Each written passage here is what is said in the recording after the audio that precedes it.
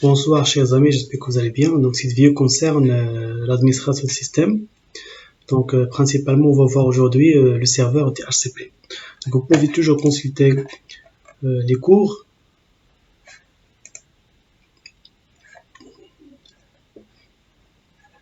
Administration du système informatique. Donc aujourd'hui on va voir l'installation et la configuration du serveur DHCP. Donc qu'est-ce qu'on va voir?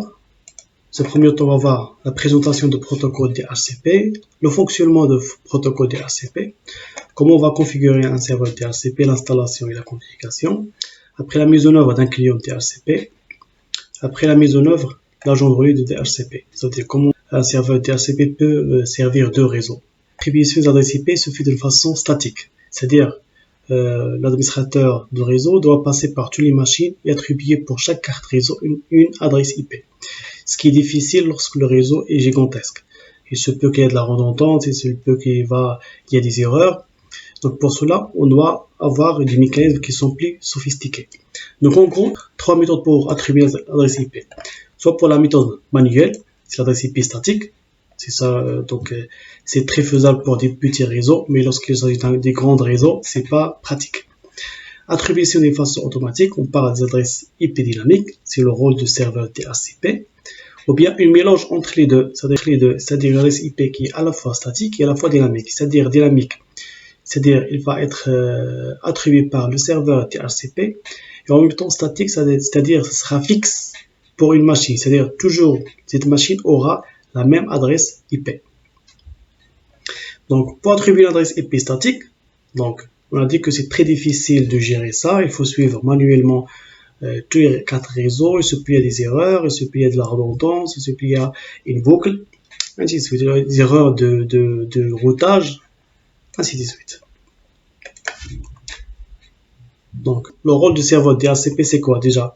C'est l'attribution, on a dit que le rôle, c'est l'attribution d'adresse IP de façon dynamique. Et bien sûr, une seule adresse IP sera attribuée pour chaque carte réseau. Donc, comment il fonctionne ça?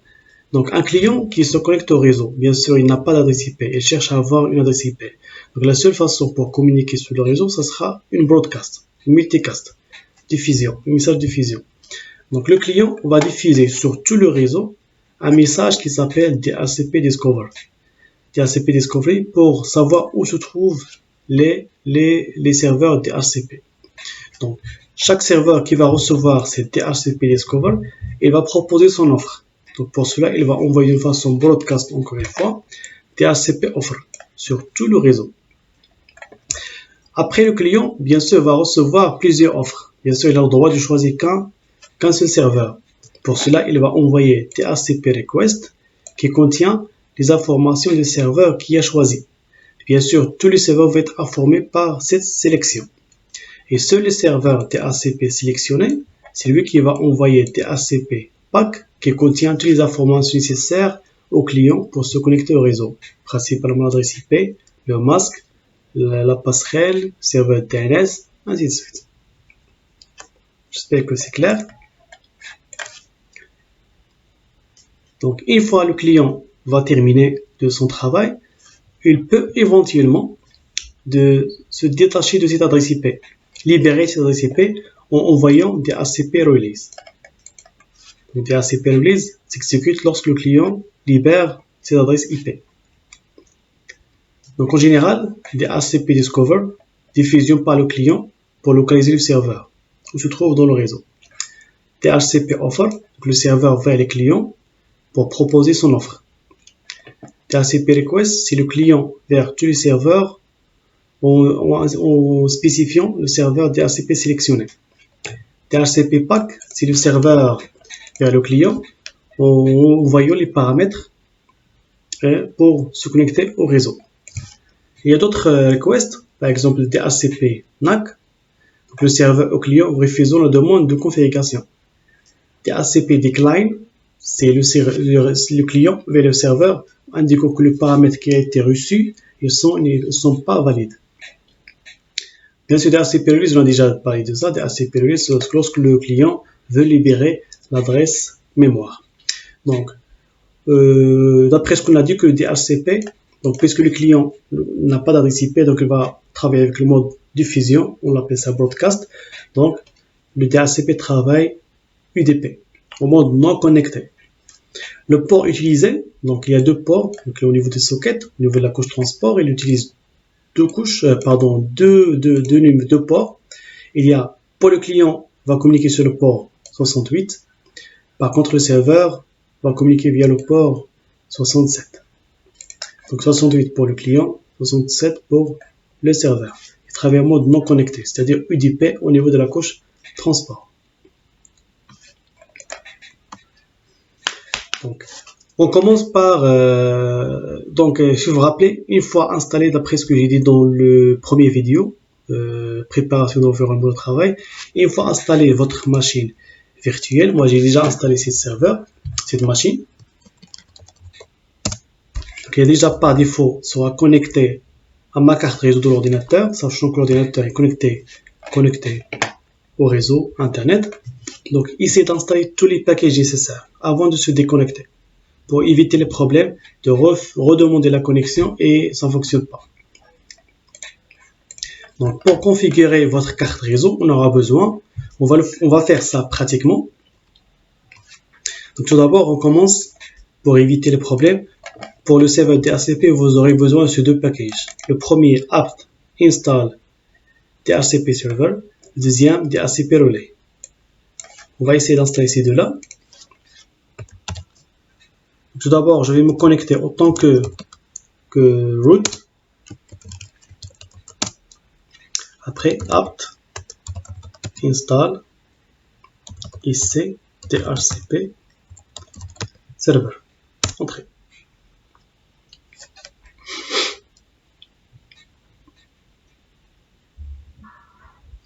C'est bien, on a terminé avec la connexion. Je suis sûr maintenant, j'ai plus besoin de la connexion. Donc, je vais essayer de me déconnecter. C'est bien. Donc, on va adopter ce schéma-là. Donc, j'ai un client qui va demander, normalement, qui va recevoir des IP de serveur. Nous, on est en train de configurer ce serveur. Le serveur DHCP, bien sûr, doit avoir un adresse IP. Donc, pour moi, je vais choisir le réseau 192.168.1.0. Et pour le serveur DHCP, je vais lui donner l'adresse IP 1.0. Donc, on va essayer de configurer l'interface réseau de ce serveur. Donc, pour cela, on va consulter le fichier interfaces de dossier etc/networks.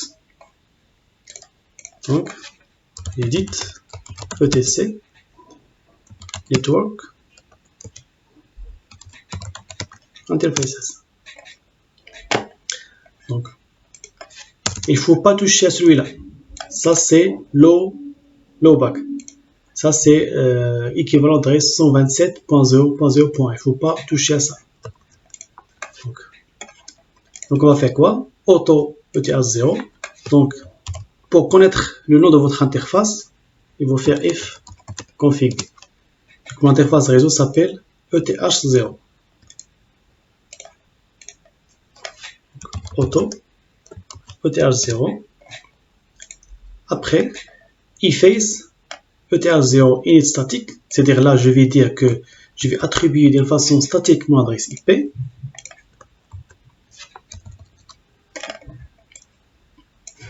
Donc,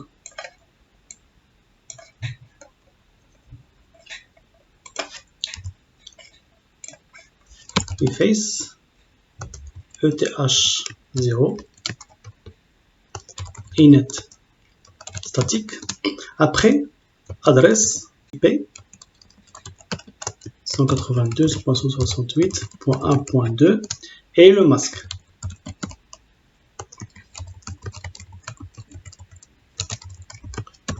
La gateway ici n'existe pas parce qu'on n'a pas un routeur, donc pas la peine de la configurer. Donc auto 0, eFace, statique, adresse, c'est bien. Après, je suis toujours déconnecté, c'est bien, je vais fermer.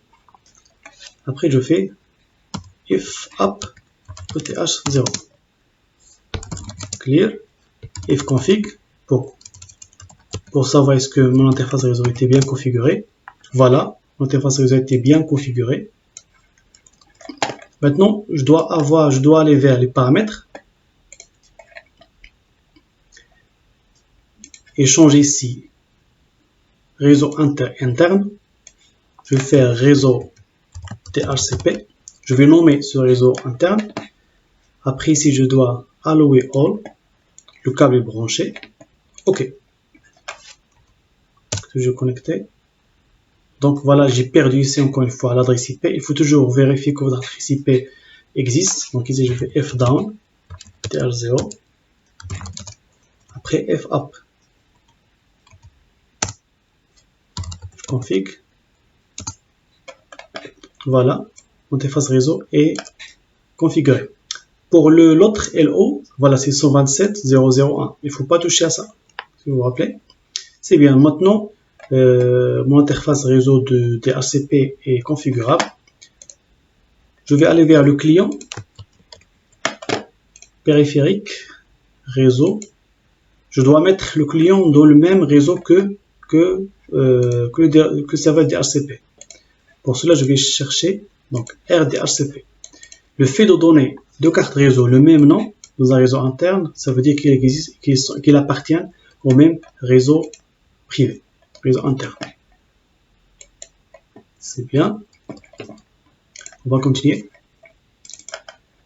Voilà, donc on a terminé avec la configuration de l'interface réseau. Maintenant, on passe vers le serveur DHCP. Voilà, vous pouvez trouver tout ça ici. On a déjà fait l'installation. On a déjà installé, donc install ISC DHCP server. On a déjà fait ça pour éviter le problème de la connexion. Maintenant, pour configurer votre serveur DHCP, on doit consulter un fichier etc/dhcpd.conf. On va faire ça. Donc, j'édite tc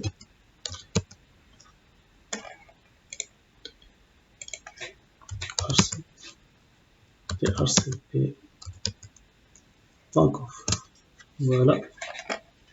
Donc ce fichier, il vous donne déjà, comment dire, un code de base. Il faut juste le modifier. Donc, je vais mettre ça en commentaire.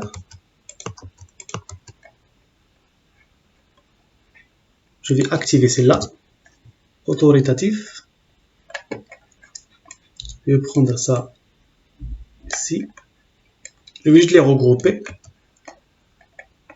Après, je vais descendre. Je vais ajouter celle-là. Je vais venir ici. Je prends son modèle. Donc, pas dièse, ça veut dire il est en commentaire. Il ne va pas être pris en considération. Je vais enlever le commentaire.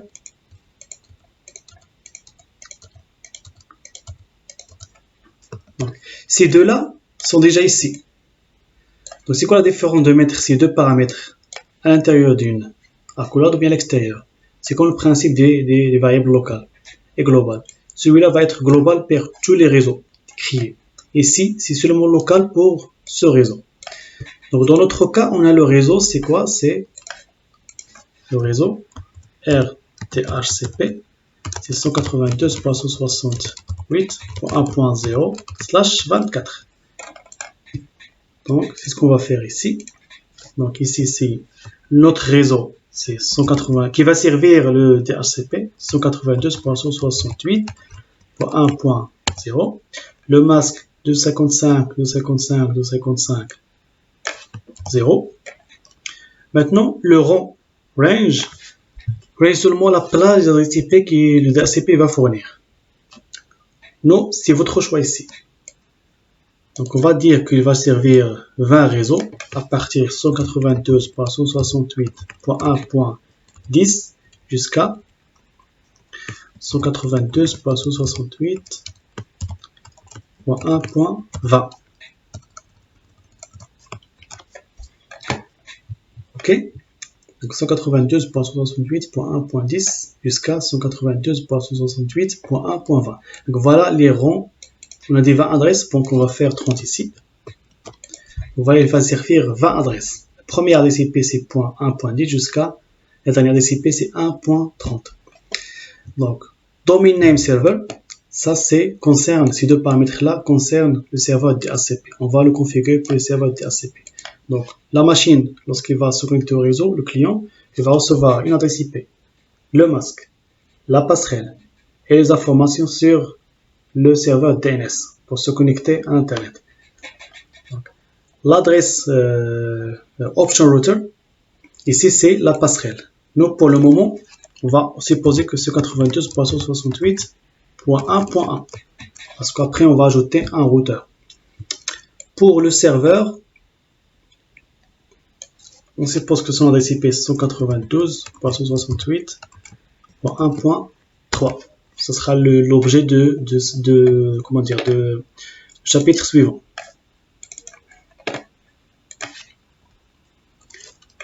Okay.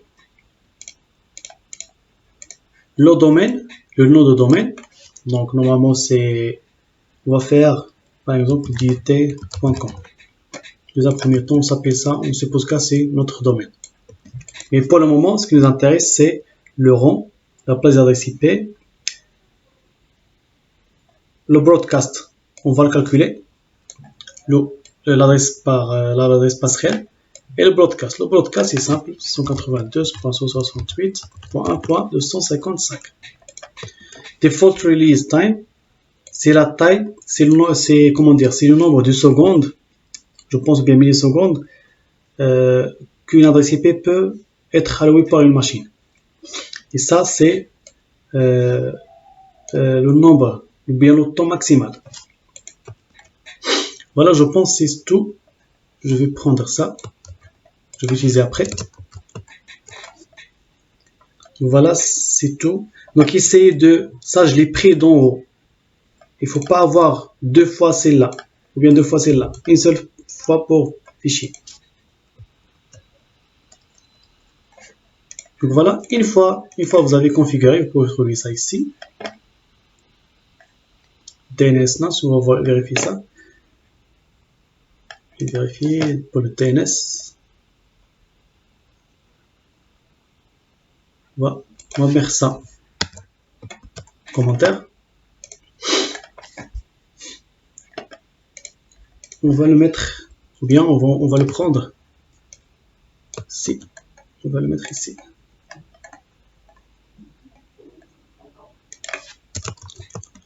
Voilà, on vérifie qu'est-ce que c'est correct. On a déjà fait ça, ça aussi. Pour ça, je vous ai déjà dit que c'est optionnel. On peut le mettre, parce qu'il existe ici.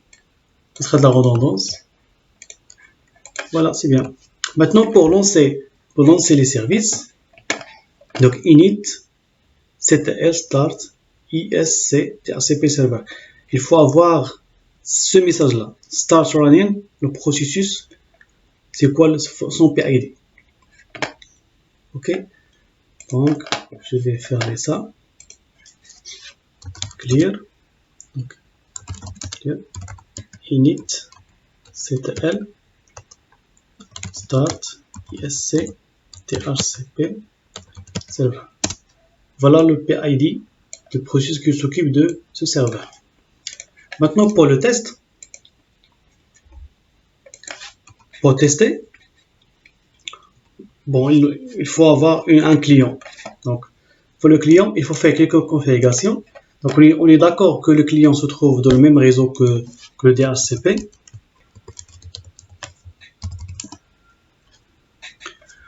Donc, de même, on va configurer l'interface réseau de ce client. Donc, je me connecte en tant que root, sudo-s. Après, j'édite etc. Pardon.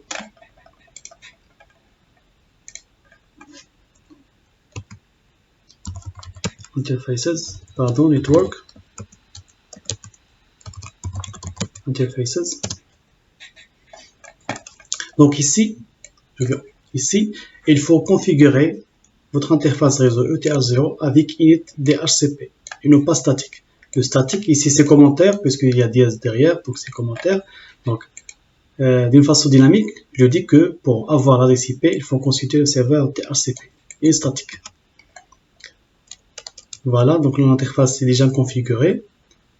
Je vais s'assurer que le réseau se trouve dans le même réseau que le serveur DHCP, donc RDHCP. Et l'autre, ici, RDHCP. Donc les deux sont de même réseau. Ok, fconfig, configurer, c'est bon. Donc maintenant, je dois récupérer l'adresse IP. Config, je fais fdown, fconfig. Donc j'ai pas d'adresse IP maintenant. Fup, ETH0. Donc voilà, on va voir les messages ici. Donc DHCP discover on ETH0, DHCP request, DHCP offer c'est 1.10, DHCP pack, et on attend. Voilà, fconfig. Voilà, le serveur, plutôt le client, a reçu une adresse IP. On peut pinguer 192 du serveur DHCP 1.2 et ça marche. De même, on peut pinguer le client 92.68.1.10. Voilà, ça ping. Donc, voilà le premier cas. Donc le serveur et le client ont un même réseau.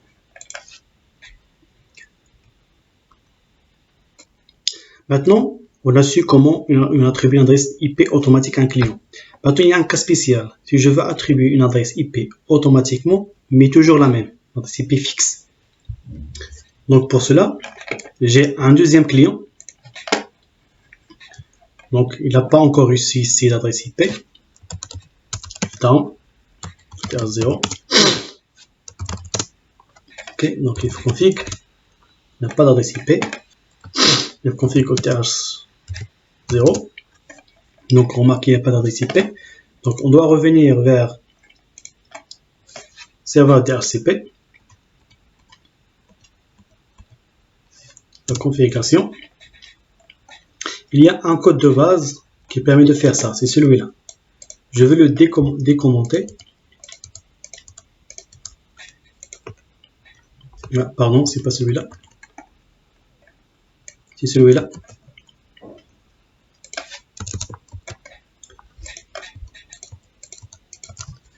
Donc ici, on donne un nom de votre choix. Moi, je vais l'appeler le client 2. Et maintenant, il faut spécifier son adresse MAC. Où je peux avoir l'adresse MAC. Je vais aller vers le client. Voilà son adresse MAC. Donc 0800. Donc 0800 07 49 87 3D. Bien sûr, c'est en hexadécimal. 3D. Donc 00 hardware Ethernet, donc 0008 27 08 00 27 49. Il faut ça, essayer de s'assurer chaque fois refaire pour avoir pas avoir de problème. 08 00 27 49 83 T. Fixe adresse IP. Donc la condition c'est l'adresse IP que cette adresse IP ne doit pas être dans ce rang. Donc il doit être hors de ce rang. 192.168.1. Par exemple 31. Bien, je vais faire 9. Ok, c'est bien, son adresse MAC, adresse IP. On va faire restart les services. Après, on va aller vers le client. If app ETH0. Donc, pardon, avant, on n'a pas s'assuré qu'ils existent dans le même réseau. Pardon. Donc, on doit chercher même réseau. Donc, allo, câble branché. OK. Après, FApp. Dans ETH0. FApp. Voilà, déjà, il a a reçu comme offre 1.9. On attend juste la configuration.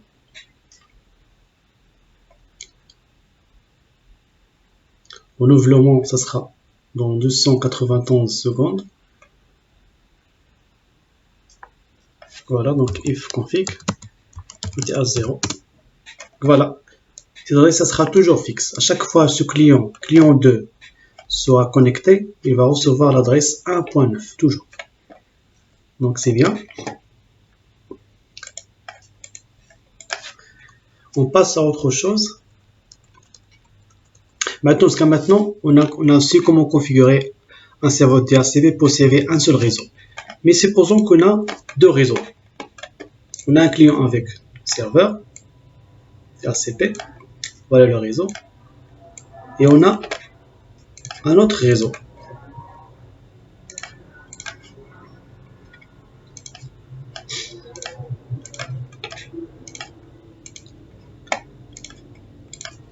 Client 2 ici.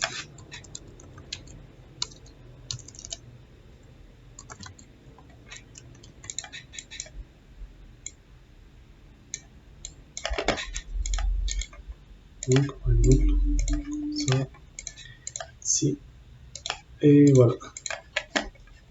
Donc, c'est pas ce réseau-là. R client. Il a l'adresse 192.168.1.2.0/24. Comment serveur DHCP peut servir deux réseaux? Donc, c'est quoi le problème ici? Le serveur, il travaille en mode non connecté, avec broadcast. Ce client-là, il travaille avec broadcast. Donc, le client, lorsqu'il va se connecter, il va lancer un message de diffusion vers tous les machines qui se trouvent dans le même réseau. Le problème ici, c'est que un message de diffusion ne dépasse jamais un routeur. Donc, une fois le routeur va recevoir un message de diffusion, broadcast, il va le bloquer. Donc, le serveur DHCP ne peut pas recevoir, impossible qu'il reçoive une requête de client 2. Donc, pour cela, on a besoin d'un autre mécanisme qui s'appelle agent de relais. Donc, ce que je propose ici, c'est d'ajouter un agent de relais.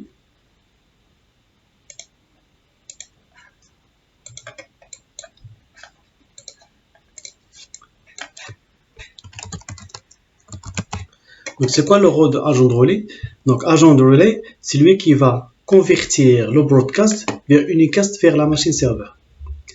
Et l'unicast de DHCP vers broadcast vers le client. C'est lui qui va faire l'intermédiaire.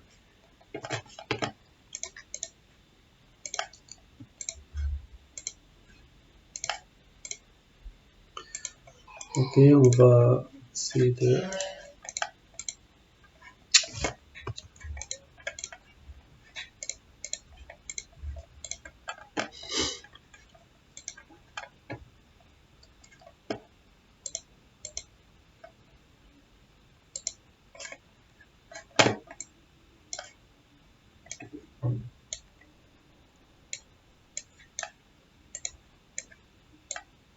C'est comme ça qu'on ajoute un fast Ethernet. Donc on doit toujours éteindre votre ordinateur ou bien serveur. Vous allez vers la quatrième et vous prenez celui-là, mettre ici. Après vous allumez votre carte, votre ordinateur. Voilà, on peut faire ça. Donc en plus d'être un jeu de relais, ce sera un routeur. On va le rendre comme étant un routeur et aussi un agent de relais. Donc je répète, le problème c'est que le client il va travailler avec broadcast. Et en broadcast on ne dépasse jamais un routeur. Pour cela on va faire un agent de relais qui va convertir, qui va recevoir cette broadcast et va l'envoyer comme étant un unicast vers le serveur DHCP. Et n'importe quelle requête reçue par le DHCP, au lieu de l'envoyer vers le client, il va l'envoyer vers l'agent de relais et l'agent de relais qui va contacter le client. Donc, en plus d'être un agent de relais, on va le configurer comme étant un routeur. On peut faire ça avec Linux, avec une machine virtuelle. C'est très simple. Donc avant d'allumer votre agent de relais, une nouvelle machine virtuelle, je viens de l'installer, il faut ajouter deux cartes réseau. Donc, la machine doit être éteinte. C'est pas en état de fonctionnement ou bien état d'enregistrement. Elle doit être éteinte. Vous allez configurer. réseau. Donc ici, il faut activer l'interface, la première interface. Donc réseau interne. Il faut l'appeler ici R client.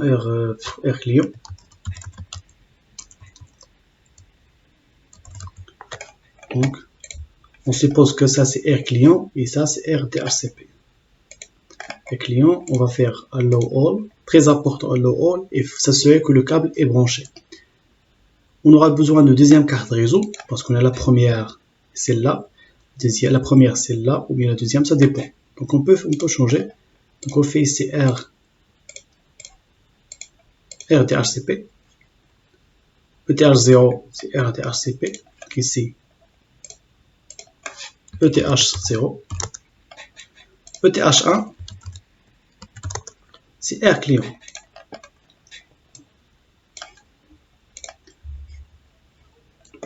Voilà donc.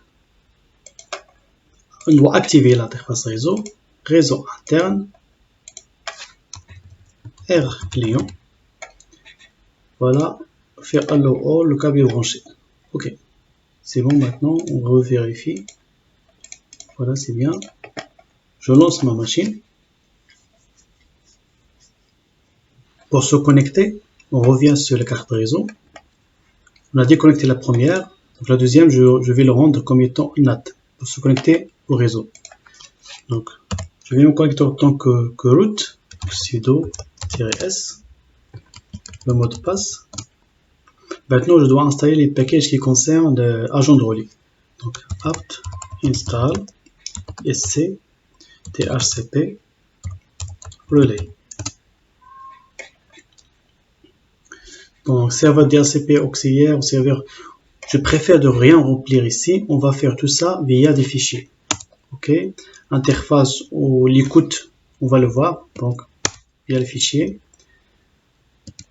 Rien. Voilà, je suis sûr que je vais plus utiliser la connexion. Donc, je vais me déconnecter. Je reviens sur les réseaux. Donc, ETH1, réseau interne, vers le réseau DHCP. Donc, ETH1. Donc, ça sera 1.1. OK. ETH2. Réseau client. OK. Maintenant, on doit configurer les interfaces réseau. J'édite etc network interfaces. Donc, auto ETH0 efface ETH0 inet statique adresse 192.168.1.1 netmask 55.255.255.0. Donc, est-ce qu'il possède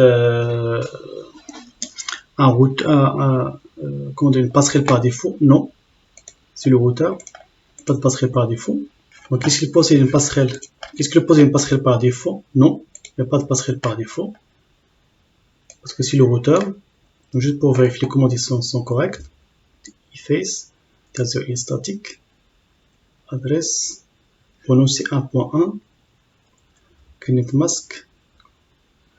Ok, on va faire la même chose pour ETH1, ce sera 2.1. Ok, ça sera tout pour l'interface réseau. Donc, if up th0 th1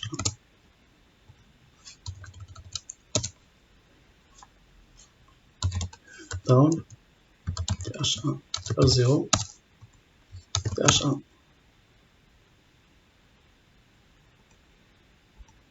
up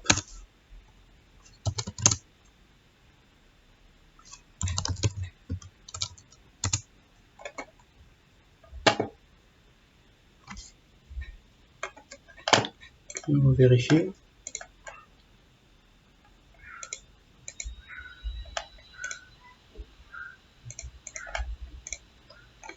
Je viens sur le fichier d'interface.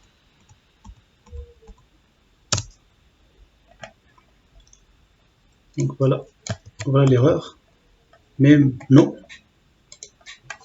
Voilà. Down. Up. Clear. Config. Vous voyez les interfaces sont configurées. ETH0, ETH1. Maintenant, on passe vers le routage. Comment on fait le routage? C'est simple. On doit consulter un fichier etc 6ctl, systemctl.conf. Donc pour rendre votre routeur, votre machine comme étant un routeur. Donc j'édite etc 6ctl.conf. On va chercher forward. Donc ici, on va chercher celui-là. Celle-là. Par défaut, c'est en commentaire. Il faut la décommenter. Donc, on va activer le forwarding. Le forwarding de quoi? De ETH0 vers ETH1 et de ETH1 vers ETH0. Tout simplement. Là, on a activé le routage. Une fois activé le routage, on doit s'assurer que c'est correct. Les modifications ont été faites correctement. Donc, on exécute la commande 6tl-p, le fichier. Donc 6l-p etc.conf. Voilà, c'est bien. On va tester est-ce que le routage est correct. Donc pour tester le routage, et attends, je laisse ici. Le routage est correct. Donc on a l'agent de relais.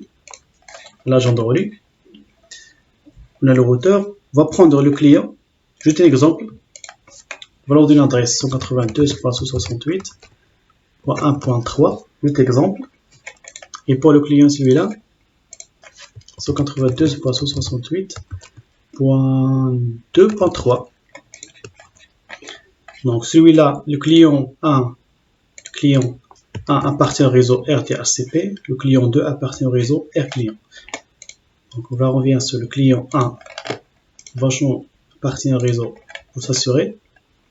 RDHCP, c'est bien. Donc, on va reconfigurer dans un premier temps l'interface réseau. J'ai mis ça en commentaire, juste pour tester. Je vais activer l'adressage statique. L'adressage statique auto ETH0, IFS ETH0 est statique. L'adresse c'est donc 1.3 d'après le texte. 1.3. NetMask et la passerelle c'est 1.1.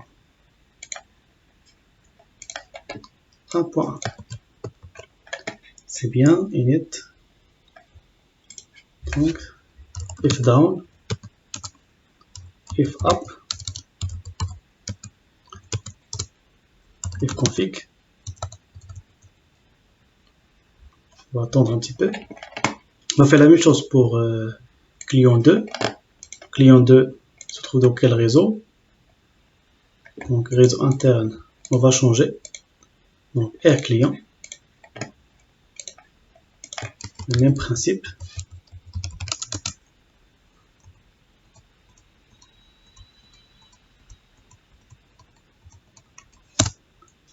Je vais commenter ça. Après, donc, il y a ici 2.3, 2.1.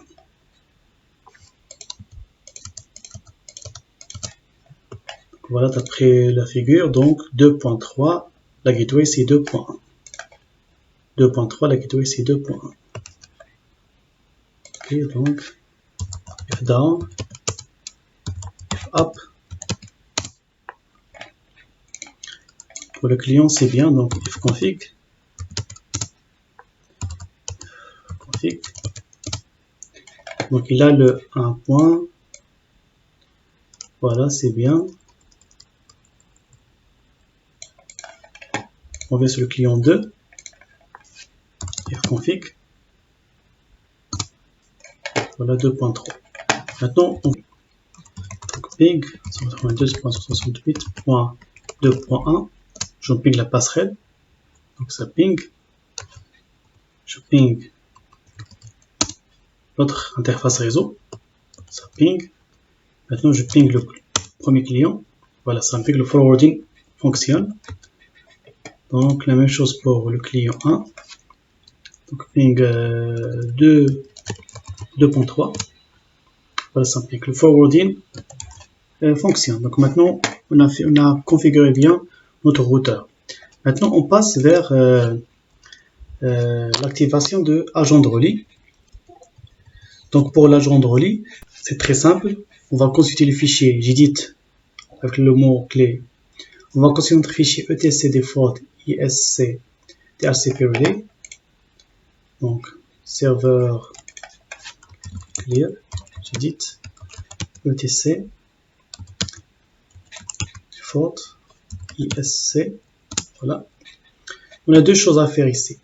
On a l'interface d'écoute, l'interface qui va écouter les requêtes, et l'adresse IP du serveur DHCP. Donc ici l'adresse IP du serveur DHCP 192.168.1.2 d'après le schéma. Et l'interface d'écoute, ça sera ETH0, ETH1. Tout simplement. Donc ETH0, espace ETH1. Donc s'il écoute, l'agent de relais va écouter les deux interfaces. C'est une requête de client, il va l'écouter, il va l'envoyer vers le serveur. C'est une requête qui vient du serveur, il va l'écouter et l'envoyer vers le client. C'est deux choses que vous allez faire, tout simplement. Donc l'adresse IP du serveur et l'interface d'écoute. ETH0, ETH1. Voilà. Après, on lance les services. Après, il suffit de lancer les services. Donc init ctl restart.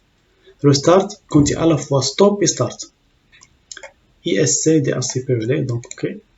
Donc init ctl start ISC. Voilà. Voilà, c'est bien. Maintenant, c'est fonctionnel. Maintenant, on va changer dans les deux clients. On va revenir sur les deux clients. On le remet de façon, les interfaces réseau de façon dynamique. Donc, je vais recommander ça. Comme ça. Voilà. Pour le client 2, même principe. Là, commentaire.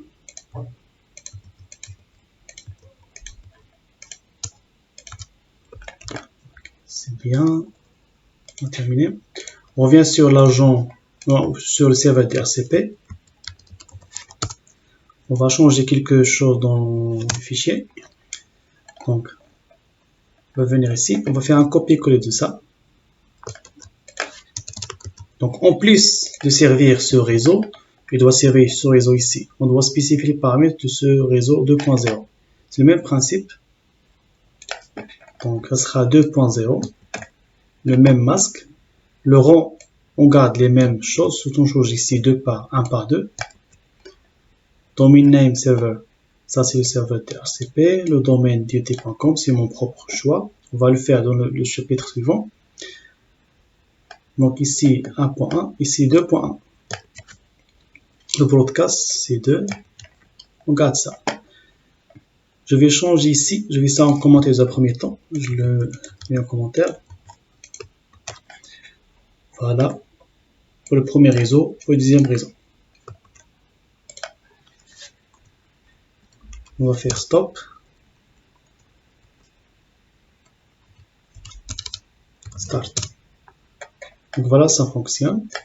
Donc maintenant, il suffit de, après la configuration du fichier, on revient sur l'interface réseau. Aussi, on va spécifier la passerelle. Donc, comme les autres machines, même le DHCP il a besoin de la passerelle. Donc, gateway 92.168.1.1. Oui. Donc, ok, c'est bon. Donc, on va faire down. Ça, c'est bon. up TR0 config. On relance les services. Start. C'est bien. Donc on a le client 1.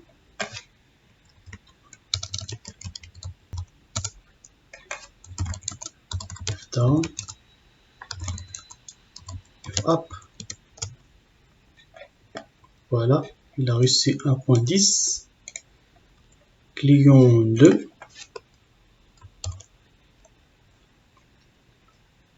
sudo-s.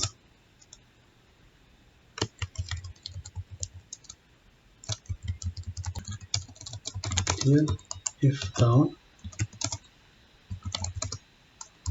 Up. H. Voilà. Il a reçu 2.10. On revient vers le premier client. Fconfig. Pardon. Voilà, 1.10. Pour le deuxième client, config, il a reçu 2.10. Maintenant, on peut fixer, comme on a fixé une adresse pour un client, le même réseau, on peut le faire pour un autre client dans un autre réseau. Donc, toujours le même principe. On revient sur le fichier dhcpd.conf.